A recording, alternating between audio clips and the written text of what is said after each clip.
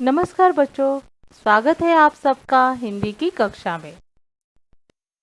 बच्चों, आज हम हिंदी व्याकरण के अंतर्गत आने वाले क्रिया के बारे में जान। बच्चों, यहाँ पर कुछ वाक्य जो है मैं पढ़कर बताती हूँ। पेड़ पर आम लगे हुए हैं, तोता आम खा रहा है, बंदर आम तोड़कर नीचे फेंक रहा है, माली पेड़ के नीचे सो रहा है, कोयल मीठे स्वर में गा रही है, दो बच्चे पेड़ पर चढ़ रहे हैं। ऊपर लिखे वाक्यों में मोटे छपे शब्द काम के होने या करने का बोध करा रहे हैं। बोध करना यानी ज्ञान करना, जानकारी देना। ये सभी क्रिया शब्द है। क्रिया का अर्थ काम। क्रिया के बिना वाक्य अधूरा रहता है।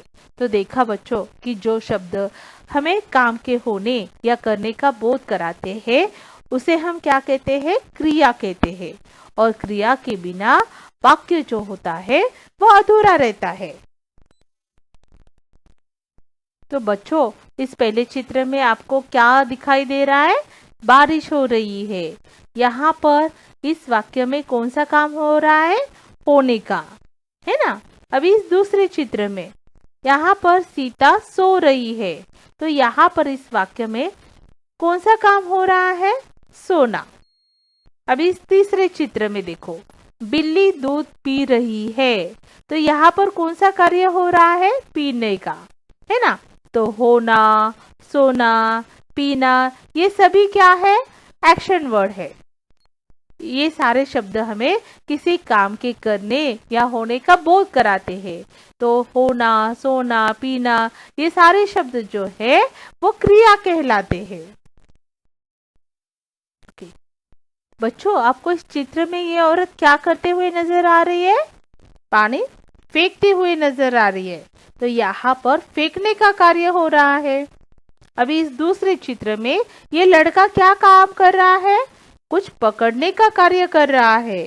तो यहाँ पर पकड़ना, ये शब्द जो है हमें किसी काम की करने का बोध करा रहा है। अभी इस तीसरे चित्र में बहुत सारे बच्चे क्या कर रहे हैं? खेलने का काम कर रहे हैं। तो खेलना, ये शब्द हमें किसी काम का बोध कराते हैं, है ना। तो जैसे कि देखा हमने कि फेंकना, पकड़ना, खेलना आदि शब्द जो है वो हमें किसी ना किसी कार्य का बोध करा रहे हैं। तो बच्चों, ऊपर दिए गए उदाहरणों के आधार पर हम क्रिया की परिभाषा क्या कर सकते हैं कि जिन शब्दों से किसी काम के करने या होने का पता चले वे शब्द क्रिया कहलाते हैं। लिंग, कारक तथा वचन में परिवर्तन होने पर भी क्रिया का रूप भी बदल जाता है। जैसे कि देखो, लिंग परिवर्तन होने पर लड़का खेल रहा है। लड़का, यह कौन सा लिंग है? पुल्लिंग। लड़की खेल रही है। तो लड़की कौन सा लिंग है? स्त्रीलिंग। तो लड़का पुल्लिंग है और लड़की स्त्रीलिंग है।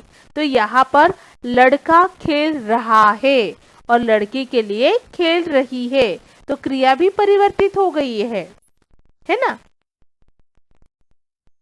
कारक परिवर्तन होने पर राम ने पेंसिल से लिखा।